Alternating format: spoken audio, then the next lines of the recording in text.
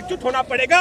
ये मैं इसलिए कहना चाहता हूँ, इस कोरोना काल के अंदर जब किसान सड़क पर है, उद्योग व्यापार बर्बाद हो गया, रेल पर ताले लग रहे हैं, बैंक बिक रहे हैं, तब हमारे देश में 100 से ज्यादा कंपनियों की कमाई इतनी हो गई है मोदी के होते हुए कि एक भारतीय को 94,000 रुपए अगर बांटे जाए तो उनका खजाना खाली नहीं होगा। इतनी कमाई वो कंपनियां कर चुकी हैं, तो हमको सोचना पड़ेगा। देश कंगाल हो गया, देशवासी कंगाल हो गए और इनकी 100 से ज्यादा कंपनियां माला माल हो गए। ये खेल भी हमको समझना पड़ेगा कि पैसा भी कहाँ जा रहा है और हमारे देश की कंपनियों को नीलाम करके उन्हीं के हाथों बेचा जा रहा है। एक बड़ी बात आ रही है बार बार, जिन्होंने हमारे बैंकों का कर्जा अदा नहीं किया। मैं आपको एक उदाहरण देता हूँ।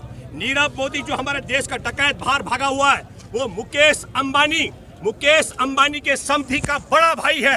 ये मैं कोई मोदी नहीं हूँ, भूपेंद्र रावत बोल रहा हूँ दावे के साथ में। आप देख के जाइए, नीरव मोदी मुकेश अंबानी के समधी का सगा बड़ा भाई है, जो देश से बैंक डकैती करके विदेश भाग चुका है। वो पैसा मोदी का नहीं था, वो पैसा हमारे देश के नागरिकों का था। तो ये समझना पड़ेगा, अगर हम पूरा खंगालेंगे तो देश के डकैतों का जो पूरा गिरोह है, वो मुकेश हो, वो नीरव मोदी हो, माल्या हो, इन सब का कहीं ना कहीं तार जुड़ा हुआ, सब के सब उसके साथ है। किसके? संघ परिवार और भाजपा के साथ है।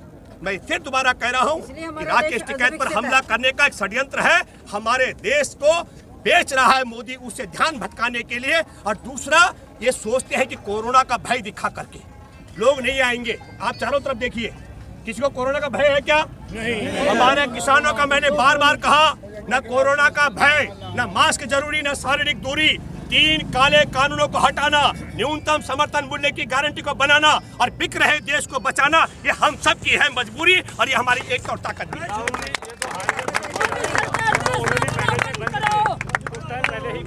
खोले गए।